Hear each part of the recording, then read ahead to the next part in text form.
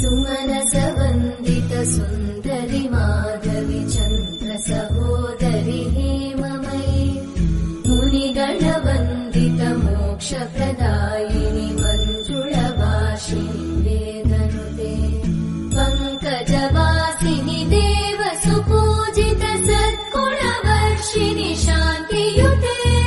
जय जय हे मधुसूदन कामिनि आदिलक्ष्मि जय पालय माम्।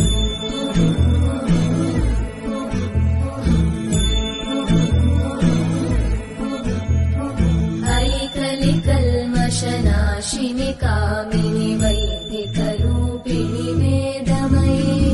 क्षीरसमुद्भव मङ्गलरूपिणि मन्त्रनिवासिनि मन्त्रनुते मङ्गलदायिनि अम्बुजवासिनि देवगणाश्रितपादयुते